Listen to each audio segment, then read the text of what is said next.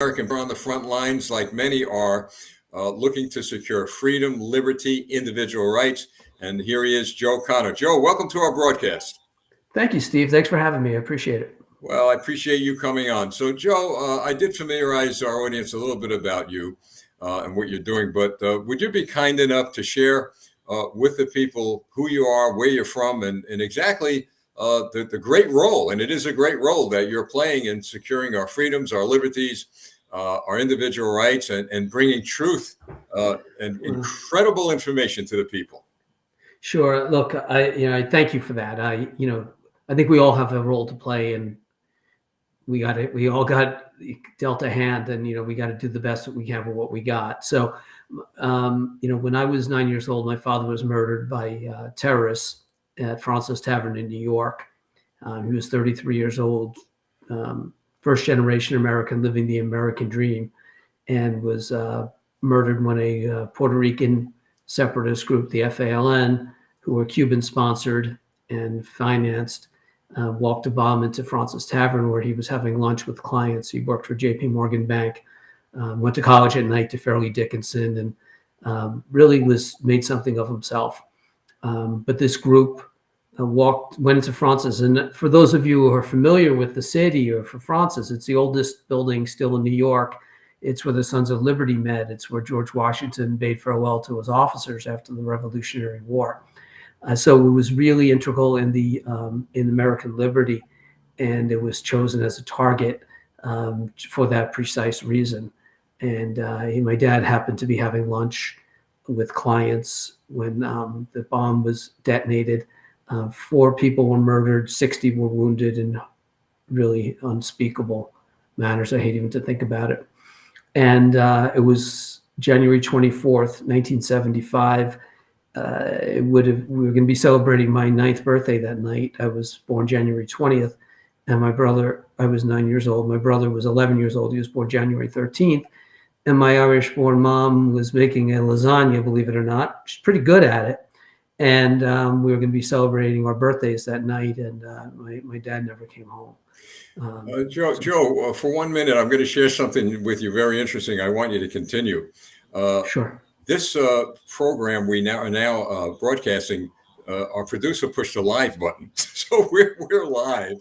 I'm seeing some stuff on the side there, but I wasn't, I don't have my glasses on, so I couldn't read it. You're watching, you're getting a treat because I'm interviewing Joe Conner right now, and then we were going to record it, and we'll replay this also on in July, Joe. Okay.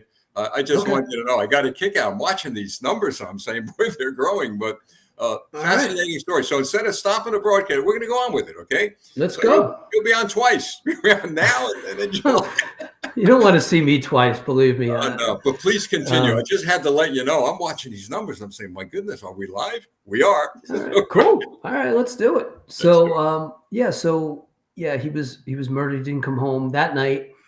And, my mom was from Ireland. She was here really on her own, aside from my father's mother. My father was an only child. And so Grandma Conner and my mom sort of raised my brother and me. And, we went to college, and my brother and my mom went back to school, got her college degree, and graduated from William Patterson in New Jersey the same day my brother graduated from Boston College. So, we really did the best to move on and do the best we could without ever forgetting my dad. And that is until 1999. And Hillary Clinton was going to be running for senator from New York. And she really had no connection to New York. She was a carpetbagger. And we had actually heard a few months before that, maybe a year, that the Clintons were considering offering executive clemency to the FALN terrorists who killed my dad. They were sentenced up to 70 years in prison. Some tried to escape from prison. They wouldn't testify at their own trials. They threatened to kill the judge at sentencing. They were a bad lot, and they were put away for essentially life in Chicago. However, they were never specifically convicted of the Fraunces bombing because they were convicted of so many other crimes, including seditious conspiracy, which has come back now. People incredibly are comparing, sworn terrorists to protesters these days. But in any event, they were sentenced to these long prison terms, but never convicted of the Fraunces bombing. So when Hillary was running, the Clintons came up with this story that they were nonviolent terrorists, and offered them executive clemency in August 1999. Out of the 16, none of them accepted the clemency. Believe it or not, they refused it because it had some stipulations to it. They had to reject violence as a means of political gain, and they had to disassociate themselves with other felons such as each other. One of them, finally, a month later, on September 10th, 1999, they did accept the clemency after being allowed to have conference calls between prisons and accept this. And Eric Holder was the architect under Bill Clinton for these clemencies, and I can get into that a little bit more later. But one, Oscar Lopez, refused the clemency and stayed in prison. And it wasn't until 2011 when I went to his parole hearing in Terre Haute, Indiana, at the prison there. We kept him in, and he disclosed that he refused the clemency because Carlos Torres, one of the other leaders of the FALN, wasn't offered clemency. So Oscar would go down with the ship. So Oscar stayed in prison until Obama's last day in office in 2017, when Obama gave Oscar Lopez the second clemency for the same terrorist crimes. And he ended up walking out of prison shortly after that. And they tried to name him a freedom hero with the Puerto Rican Day Parade in New York in 2017. We had that stopped. The sponsors like Coca-Cola and Goya Foods and New York Yankees pulled their sponsorship of the parade until Lopez wasn't given that honor, but he did march in the parade. So my father's life was used for political means. And on the other hand, just a parallel incident was I mentioned that on September 10th, 1999, these terrorists walked out of jail. I started writing a book about it that night. And in September 10th, 2001, I'm sorry, they walked out of jail. And September 10th, 1999, they walked out of jail. 2 years later, on September 10th, 2001, I wanted to start writing about it. And I was taking the train home from work. I work in New York. And I brought my laptop, and I avoided seeing my cousin Steve because he always had beers, and he was going to make me have a few on the train. And I had a doctor's appointment that night. So I started writing a book about my dad and the clemencies that were offered 2 years earlier. And the next day, Steve was murdered on 9/11 as I just commuted through the World Trade Center and saw the planes hit. Steve was my father's godson. And that night I drove his car. I got home and drove his car home from the Radburn train station in Fairlawn, New Jersey, which is the same train station that my dad had parked his car in a generation before. So our families were hit twice by terrorism. And, the stark contrast between we went to war over the terrorists that attacked Steve and murdered him. And in the case of my father, his terrorists were released, and it was all for politics. And so that's been a focus of my life for quite some time, is to bring justice to my dad. One of the other terrorists, a guy by the name of William Morales, blew himself up on would have been my dad's 37th birthday, July 12th, 1978. He blew himself up while building a bomb in his Queens bomb factory. He blew off 9 of his fingers, part of his face. Somehow he was sentenced to 89 years, New York State, 10 years federal, and escaped from prison, believe it or not, and has been a guest of Cuba since the mid-'80s. And so one of the other goals is to bring Morales back, and Joanne Chesimard and other fugitives from Cuba to face their prison terms in the U.S. Joe, I remember Joanne Chesimard. In fact, I was traveling down the turnpike the day that she killed Warner Forster, I believe was Warner Forster. It was 50 years ago, just the other day. Yes. Yeah, and I no one can imagine how you and your family feel or even felt at that time to know that the people who killed your father and your other relative are just out. Yeah. But listen, God bless you for not giving up the fight to get these animals returned to the United States. So So moving forward now, you said you're committing yourself, and obviously in honor of your father and family members and others. Uh, what are you doing now with regard to that fight? Well, several things. One is I wrote a book called Shattered Lives about my dad. And that book that I started the night before 9/11 sort of changed after 9/11. It took a long time to get it done. I met a guy named Jeff Ingber, who's a professional writer. We did a nice job putting this book together. We also have a movie that we premiered in New Jersey a couple of months ago, and it's in final edits now. We hope to get it into the Daily Wire or another online service. It's pretty powerful. It discusses the FALN, discusses my dad, what it did, what terrorism does to a family, a 9/11 trip to Guantanamo Bay, which I went to in 2016 as a 9/11 family member, and really brings up the injustices when terrorism is used by politicians for their betterment or their perceived betterment. I mean, I testified at Eric Holder's Senate confirmation hearing when he was going to become Attorney General in 2009.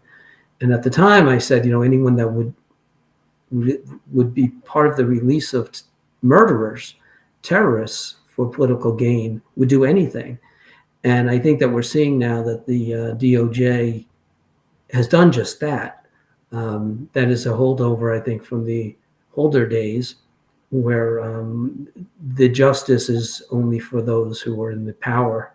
And, I saw it, testifying in front of the Senate and having the senator sort of literally, because they're up high, look down on me and the other family members, like they're gods on Mount Olympus. Joe, and the rest of us are just sort of there. It's interesting you bring up sad sacks. Yeah, that visual that they're high above and they're looking down.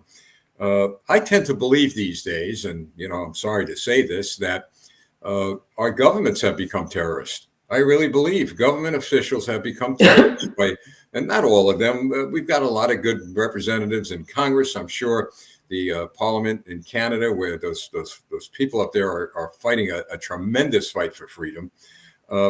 But when government becomes a terror to the people, then the people have to stand up and take action. And I always say that within the framework of the law. We have a Constitution. They have a Bill of Rights in Canada. And what you're doing is within the framework of the law. What you're doing is effectively, and I would say this, that your efforts are not in vain. Apparently, you're on this broadcast, which I'm thanking God I have you on. So they're not in vain. Well, thank you. And we did get a bill put forward in front of the Senate with Rubio and Menendez at the end of last year. And actually, I found out yesterday that the House is going to be putting a similar bill across. And the bill was called the Trooper Warren Forster Frank Connor Justice Act, and that would be to call for the return of these terrorists from Cuba. So look, our country is amazing when someone like me, who really had no background in anything, is able to testify in front of the Senate a couple of times and really wage this one-man show. And I do have allies and friends and that, but a lot of it is driven by me. My cousin Jean has been great. My mom's been great. My brother's been involved sometimes, but it's been just family and friends that have tried to show justice. And the truth is that if they could do this to us, they could do it to anybody. We're just a regular family, and people remain silent when things go wrong. And a good example of that is when a group of us went to Terre Haute to face Oscar Lopez at his parole hearing. And, we show up at this prison in Terre Haute, Indiana. It looked like something out of the Shawshank Redemption. It was terrifying looking, right? So we go in and one of the guards says, well, you guys know what to do. And how could we possibly know what to do? You tell us. What do you do when family members come as witnesses at a parole hearing, a federal parole hearing? And he's like, oh, no one's ever come before. They just mail it in. And we were like, well, we ain't mailing it in. That's not going to happen, and it'll never happen. So, my dad deserved a lot better than he got. My cousin Steve, who was murdered on 9/11, although we went to war on over his murder, he deserves better than what he's getting. Because right now, I was at a meeting last week of 9/11 family members and the prosecution. Now they're talking about a plea bargain with these five high value detainees like Khalid Sheikh Mohammed and Benatash and Ali and these guys who admitted murder. And now they're talking about a plea bargain that would put them probably in a U.S. prison out of Guantanamo Bay. And they don't want to go to a maximum security prison because they know what it's like for like Zacharias Moussaoui, who was a 20th hijacker who's sitting in a hole in Florence, Colorado with the Unabomber and some of the other terrorists. So, we need to fight back. And like I said before, all of us has something, and none of us gets out of this life alive. And we all have a cause that we can use. And, in my case, it was very clear as to what I can do for justice. And my dad deserves everything I got. Joe, you said the bill was passed already? No, it was put forward before the Senate last year, and then it was, I hear you. I could see. Look at the reason why I ask. I could see the frustration on your face. Yeah, it sucks, right? There's an election coming up, or unless you got a $20,000 donation. And look, I don't like to call people names, but these guys are really clowns. I mean, look, if they were in the private sector, they would last about 10 seconds. I mean, honestly, you can't do the BS that they put people through without coming through. All right. But the fact is, I have to deal with them. I have to work with them. Well, here's why I ask you that question. All right.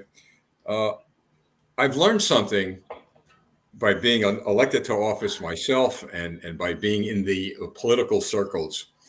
I've learned about the corruption. I've learned about what not all of them. All right. I'm going to qualify that. There are good people who are in office that really, really work hard, but unfortunately they're outnumbered by individuals who are more concerned about their political survival than the survival of guys like you, me, and others. But saying that, I've learned that we have a lot of power. The people have a lot of power. And what I've also learned is by now reaching, and I shared this fact with you earlier, reaching 10,000 letters within maybe 10 days from the Canadians, and more coming, thousands a day. We plan to do something with them, and that's a voice. That's a voice. And I bring that up for this reason. If we can do something similar like that for you on that bill, I'm willing to have Campaign for America do that. Make an appeal to people all over this country and other countries to send us a letter. And it don't have to be a big letter. It just has to be, we support, that bill. I mean, would that help? I have a template for it. Yes, it would. Absolutely. When we premiered the movie, we sent a note to everyone who was there. It was a couple hundred people. And we had a template to send to your congressman and your senator, requesting that this bill be passed and that these terrorists be returned, that Joanne Chesimard be brought back, that William Morales be brought back, that Charlie Hill, that Victor Garena, that all these terrorists be brought back from Cuba. So yes, that would be incredibly helpful. Well, Joe, here's what I want to do. Okay, I want to replicate what we're doing in assisting the Canadian people. I want to replicate the methodology that we use. We didn't use a template. We asked them just simply to write something. I'll tell you why. These politicians, they receive templates from everybody, and believe me, I don't think they pay attention. But here's what they pay attention to. They'll pay attention to a handwritten note, but more so, they'll pay attention to media coverage. I want to be able to bring a minimum of 100,000 letters from Canada, and I'm hoping to get some more, to the doorstep of a congressional representative or right to the U.S. Congress. I really want to go to Washington. I don't know if I could get close to the Capitol these days. But either way, we want to but you might not get home. Well, we want to make a media event out of this because that's what they pay attention to. I want to know. In fact, we're even thinking of bringing the letters and putting them in front of the Canadian embassy or consulate, right? So my point is, and I say this because when you work within the framework of the law's on our side. We could do those things legally.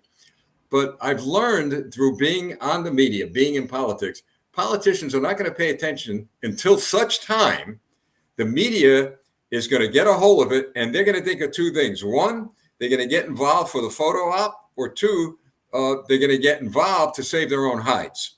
So my point is this. What I'll do is, after the broadcast, I'm going to call you. All right, let's talk about this. And I want to be able to do whatever we could to help you. You've already got the bill in the hopper. It's already there. We, the Republicans, we control the United States Congress, for goodness sakes. And there's no reason why we can't move on it. And I want to believe there are some Democrats or conservatives and moderates who will support a bill. That's a win-win for everybody. Yeah, I know that Chris Smith's office is joined in, and we have Salazar. Chris Smith's a great guy. I got contacted. It was coincidental. Just yesterday, his office contacted me.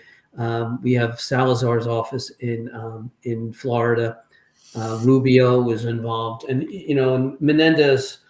What you want is at least he's good on Cuba. So this is something that's really important, and bipartisanism too in that respect is helpful. Yes. Ironically, I'm going to be meeting with Chris Smith hopefully in the next month or two. We've been talking about certain issues, particularly he's on the House Foreign Affairs Committee, and I want to be able to sit down and talk to him about Canada. But at the same time, now I want to be able to talk to him about your cause too. Look, I've always said this, Joe. Unfortunately, we are distracted in this country with a lot of issues. The southern border, the Ukraine war. We're distracted with issues that are not as important to us as yours, not as important to us as what's happening on our northern border. So we at Campaign for America, and there are other organizations like us, I'm sure, need to keep our eyes on the ball of those things that really count. And this counts. This is about justice. This is about sending a signal to terrorists and others that you will pay a price for for the murders and the ill deeds that you've brought upon the American people. That's exactly right. And for the longest time, we said things like, we don't negotiate with terrorists, and now we're capitulating to terrorists, and it's so ass backwards, and it's something. And I understand what you're saying. Look, sometimes they throw so much crap against the wall that you can't even keep up with it, and I leave that, a lot of the other things I leave to other people who have that expertise. I have this expertise, and I'm pretty well versed in most of the issues that are going on right now. But I generally write and speak about what I know, and I speak about what I can control. And I don't. I've learned that too many people give you too much BS, and unless I'm holding it myself, I can't trust that it's real. So I really do appreciate that. We also have the Jersey State Police behind us, Colonel Kavanaugh, right? So we have a good group of people who've been supporting this effort, and I think when the movie finally gets released, that may add some traction to it as well. Well, maybe even before that. I hope so. By the grace of God, I'm a very strong believer in prayer and the power of prayer, and I believe that God has put us here in this organization in a position to bring a lot of help to people like yourself and others who are seeing their freedoms, their justice, their liberties, their individual rights get slowly eroded as a result of who, though? A result of who? Of those that you described earlier that think they could sit on a chair above us and look down upon us. Well, that's not flying anymore because of the progress we've made. When I say we, the American people, as you've seen, we've made in this country. But at the same time, I don't want people in my party to give you lip service. You see, I'll call them out as I call Democrats out. And I'm a little disturbed. I'm going to say I'm a lot disturbed over the fact that this bill is in the hopper. We have congressional representatives who are Republicans who know about it. And as you said, they're just kind of giving a pass to terrorists. That's what they're doing. They'll let it die on the vine until it means something to them politically. We're going to put water on the roots of where that vine is. Let it grow. How is that, buddy? All right. So look. Well, that sounds right, man. Look, I don't know. sorry, go ahead. Go ahead, Joe. No, I was going to say, like, the other thing I didn't mention was the book. One of the first book that I wrote with a guy with Mike Duncan, who I went to college with, was called The New Founders. I have a copy of it here. Yeah, let's and see in it. This, put it up there. Put it up there. Yeah, I don't know if you guys can see this, but is it backwards? Anyway, Yeah, it is. Yeah, well, there we go. Joe, can they get it on Amazon or? Yeah, you can. And in the book, it brings the American founders back to life in 20th century America. It was written during the Obama administration. And so many of the issues that we're facing now and faced back, 7 or 8 years ago, whatever it was, 10 years ago, the founders talked about. And the answers to our issues are found in the Constitution. And we turned it into a story where George Washington comes back and they run him for president of the United States. It becomes a little bit funny and quirky in certain areas, but the story is the message is very clear about what we need to do as a country, and that is to return to our founding principles. And one of the main points of the book, and John Adams really discussed it a lot, was that if we don't have a Judeo-Christian values in this country, it just doesn't work. And I think that's what we're seeing now, is that there is no value there. The values are being taken from people. They don't understand the Constitution. They don't understand what it means to worship God. That there's a greater, if they give no power to God, then they give the power to the government. And that's what we're seeing. And the founders knew all that. Well, Joe, and it's just clearer now than ever. Suggest this, that they're maybe not taking it from us, but we are surrendering. You see. Because we become lethargic, and I'll speak at least for this country. A lot of American people are not that educated when it comes to our founding fathers, our documents. Not their fault, the schools. Well, it's their fault. It's our fault. Look, a man once said to me, "You're living in a republic where you could go and vote. If you don't vote, don't be surprised when they take your rights away." So we need to get people out and involved and engaged like you are. But here's what we're going to do. Oh, by the way. Before we go, any last words, and then I want to wrap it up with you. Any last words? It sounds kind of ominous, but I think. I'll tell you what. Any last words for this segment? You're a funny guy. I think honestly, it's funny you talk about the schools too, and my wife's a teacher, and and I think in her world she does everything she can. I think most teachers actually do everything they can to give a clear education to the kids. But when your kids go to school, it's not enough that they're getting all A's and whatever. You need to look at what actually they're learning. So the grades are only part of it. As far as everything else goes, I think we all need to step up. Unfortunately, I had these terrible opportunities to step up, but I have people like you that have given my dad voice, and Fox did for a long time. Newsmax has. I write for Town Hall and Breitbart, and these outlets have given us voice to people with no voice, and we all have that. We all have something in our lives that we can cling to and say, "Hey, look, we can make the world a little bit better, or make our country a little bit better, if I can get something changed." And we all owe it to each other to do that. Well said, Joe. Well, before we go, folks. We weren't supposed to be live, right, Joe? But we are. That's live. true. I got a couple of websites too, if anyone wants to hear. Oh yeah, go ahead. What's the website? Go ahead. WeWinAmerica.com, WeWinAmerica.com, and then we have ShatteredLivesMovie.com, and the New Founders. That's the book.net. So those are terrific. So if you're watching now, you're watching by accident, maybe not, maybe some divine interventions here to get somebody. That's true. We're going to help the cause. But Joe, it's a pleasure having you. This will be aired officially, I believe, July 6th is our first Thursday night. It'll be the first Thursday night in July. And right around Independence Day. That's perfect. Yeah. And people had a very special, I see some of the comments, tell your producer to do this again. We enjoyed the broadcast. Folks, again, I want to thank you all for tuning in that are on. Now, this broadcast is probably going to disappear off of our platforms in about 20 minutes after Joe and I say, we'll see you later. I never say goodbye. I always say, I'll see you later. But look out for it in the first Thursday of July. Joe, it was a treat. It was a treat. Oh, Good. Thank you. It was Listen, good we're for going to me help too. you. I I'm really going to give appreciate you it. about 15, 20 minutes to call you on the All right. phone. And I'm going to need information. We're going to help you. Okay. We're going All to right, help Steve. That's All right, awesome, buddy. man. Thank Hey, you so thanks a much. lot, Joe. Thanks for joining us. Anytime. Again, folks, it's quite interesting. Of course, this program will be played in July. So those of you who are now watching, which is May, the next message is for you, and the message is this broadcast is probably going to be deleted in 20 minutes. If you're watching in July, see what I got to do, folks, because of this mistake. You guys made a mistake. Maybe not. You're forgiven. So anyway, folks, thanks for joining us. And just stand by. Don't go nowhere if the date is now July 6th. All right, folks. Thanks so much. God bless you. And see you soon.